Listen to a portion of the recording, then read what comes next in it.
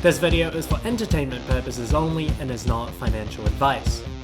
Hey guys, welcome back to another video. My name is Josh, and in today's video I wanted to talk about interactive brokers. So in December last year, I made a review on interactive brokers, and overall I thought there was a lot to like about the platform. However, there was one key thing that stopped me from using its platform, and that was its monthly inactivity fee. So they would charge you $10 or $120 per year based on how much you traded. If you traded nothing and generated zero commissions, then they'll charge you that full amount, and they'll offset your commissions against the inactivity fee. So obviously this suited more active traders, and for a buy and hold investor like myself, this was an extra fee that I had to pay. However, in July 2021, Interactive Brokers removed the inactivity fee, making it one of the best and cheapest platforms to buy international shares as well as options. So in today's video, I wanted to give an updated review on Interactive Brokers. I'll be going over things like safety of the platform, what type of product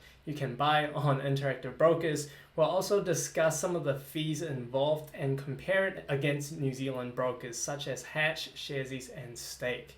So if you enjoyed today's video, be sure to hit like and subscribe. But with no time wasted, let's get right into the video. So Interactive Brokers is a publicly listed company on the NASDAQ, trading with the stock ticker IBKR. Currently, their share price is $74.33. So last year when I made the video, in December actually, the share price was $55 per share. So you would have made a decent gain by buying Interactive Brokers shares. But in today's video, I'm not talking about Interactive Brokers as an investment, but rather talking about their platform. And Interactive Brokers operates internationally in over 135 different markets, 33 different countries, as well as in 23 different currencies. And they offer a few different types of trading platforms. So you can use their client portal, which is the most basic platform, and the trader workstation, which is more sophisticated. And there's also a very user-friendly IBKR mobile app as well. So there's different ways that you can trade using Interactive Brokers. The first thing that I want to touch on is the safety of the platform. The assets that you hold in Interactive Brokers will be covered by SIPC for a maximum coverage of 500,000. So this coverage provides protection against the failure of a broker-dealer, not against the loss of value of your market securities. So just because your share prices go down doesn't mean that you're covered by this. It's meant for if in case something bad happens to Interactive Brokers, then you're covered by this insurance. But on the balance sheet side of things, if you look at their financials, Interactive Brokers has a very strong balance sheet. They have over $10 billion in equity capital, as well as $6.2 billion in excess of regulatory requirements. So from a financial perspective, they have a very strong balance sheet. Furthermore, IBKR is regulated by the US SEC as well as the Commodity Futures Trading Commission. As well as that, Interactive Brokers operate in many different countries, and each of these countries have their own regulations which IBKR has to follow. So from that perspective, there's a lot of safeguards around your account. Now, in terms of the two different plans available, there's IBKR Lite as well as IBKR Pro. Now, for the purposes of this video, I'll only be talking about IBKR Pro because IBKR Lite is only available for US investors. So if you're watching this from New Zealand or anywhere else outside of the US, then you'll be only able to apply for IBKR Pro. Now, in terms of the product offerings available, there's many different kinds of financial products that you can buy, such as stocks, options, futures, and so on. But it's important to note that you might not have the full suite of product listings as seen over here when you sign up to their platform, because when you sign up with their platform, they'll get you to answer a few questions such as how long you've been trading a certain financial product, what your net worth is, your liquidity worth is as well, and those answers that you give will determine the level of access you'll get to these products. So the questionnaire when you sign up to their platform is not meant to be a test, so there's no reason to cheat. So obviously be as honest as you can, because if you do put some answers out there, they can question you and ask you to provide evidence. So you definitely want to be as honest as possible. Those are safeguards to protect you from using certain financial instruments that you might not be aware of the risks of, all right? So the most basic one will be stocks, but obviously a lot of you guys are interested in the option side of things, so that's something to consider as well. To have access to options, you will need a margin account. The platform also offers fractional share trading. What this means is that you'll be able to buy less than one share of a particular company. So for example, if you want to buy Amazon, which has a share price of around $3,000, which might not be very accessible to most smaller time investors, then you can buy a fraction of those shares. So this makes interactive brokers much more beginner friendly. Now, in terms of depositing your money into interactive brokers, there's a whole list over here of different types of currencies that you can transfer into interactive brokers. In terms of the funding methods, that will depend on what type of currency you want to deposit into your account. So for New Zealand, you can use bank transfers and there's no deposit limit over there, as well as deposit fee. When you move your money into interactive brokers, it stays in that currency. So if I deposit in New Zealand dollars, it'll stay as New Zealand dollars until I decide to convert that on the interactive brokers platform into, for example, US dollars for me to buy shares in America. That is one key difference compared to other brokers like Hatch as well as Stake, where if you deposit your New Zealand dollars in, they'll automatically convert it into US dollars. So essentially what that means is that you can actually decide when is the best time for you to convert your money if you're trying to time Forex rates. Another key thing to note as well is that while this is quite a long list, it might not include your specific local currency. So for example, if you're trading in Malaysian ringgit, there's no Malaysian ringgit deposit method over here. So what you could do is you can convert your Malaysian ringgit into Singaporean dollars,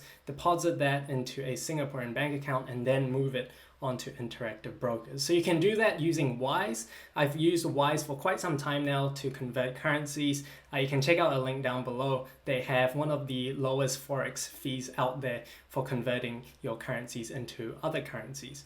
Now, moving on to cash withdrawals. So IBKR allows one free withdrawal per calendar month.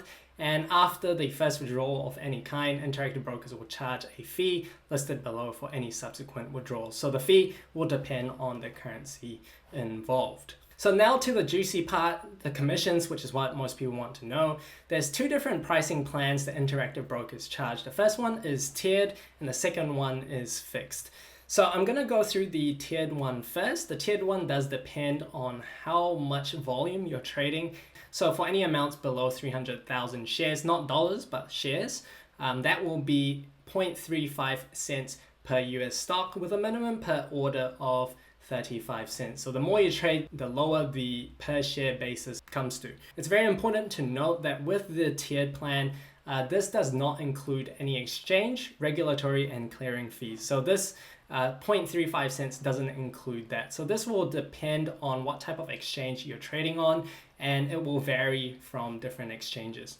Now, in terms of the fixed plan, it's much simpler than the tiered plan. Fixed plan will charge you a minimum of $1 per order or half a cent per share of your order. So for example, if you buy 100 shares at 25 US dollar share price, that will be a $1 charge. If you're trading 1,000 shares at $25, that will be dependent on the number of shares. So that will be half a cent times by 1,000, which is $5. And if you're buying 1,000 shares at 25 cents per share, that will be $2.50. The fixed plan also covers all the exchange and regulatory fees involved as well, compared to the tiered plan that doesn't actually cover these fees. So now it gets quite complicated because we have many moving variables involved. So if you're asking me which one is actually cheaper, the answer is it depends. But there's a very useful Reddit post over here which shows the different trades someone made on a paper account, and it showed how much the fees were for a tiered plan versus a fixed plan. And as you can see in the red box over here, this is when the fixed plan was more expensive than the tiered plan. And in the green box over here, the tiered plan was more expensive than the fixed plan. So if you look at the quantity of shares purchased, it's quite obvious that the more you buy in terms of number of shares, not dollar value, you can see that if the number goes up, then the tiered gets more expensive. But if you're trading a lower number of shares, then the fixed plan is more expensive. So in most cases, I would stick with the tiered plan, But in some cases, if I'm trading, penny stocks with high number of quantity of shares traded, on a balance of probabilities, the fixed plan might be cheaper. If you want to check, you could sign up for a paper account and make 2 trades, see which one is cheaper. But overall, the difference is quite negligible. As you can see, you're just saving less than $1 each time. So overall, it doesn't make too much of a difference, but if you're trading frequently, then it might actually make a difference because it all adds up. All right, other things that you need to know about as well are the FX fees. So Interactive Brokers charge a 0.002% fee or a minimum of $2 per FX conversion. So this is the cheapest by far in the industry. In terms of options, it starts at a minimum of $1. So they have a fixed plan as well as a tiered plan. Now, in terms of which one is cheaper, it follows a similar logic as stocks. So if you're trading lower number of contracts, then the tiered plan might make more sense. And lastly, they also charge for market data fees. So market data fees are live real-time data in terms of buy-sell depth and volumes, etc. So if you want that data, you can pay for that. However, they also offset it against your trading commission. So the more you trade, the higher the chance that you might get that for free. So they have that on their website to show you how much you need to trade in order to get that for free. Now, moving on to account minimums. So recently in July 2021, they've actually removed all the account minimums. So as you can see, IBKR Pro, there's no inactivity fees and no account minimums as well. So that is definitely very good and makes Interactive Brokers one of the cheapest involved. Now I'm going to compare IBKR against other New Zealand brokers over here. And as you can see, from the FX fees perspective, Interactive Brokers is the cheapest by far, only charging 0.02% with a $2 minimum. So in other words, you only need to pay $2 in fees for trades up to $100,000, right?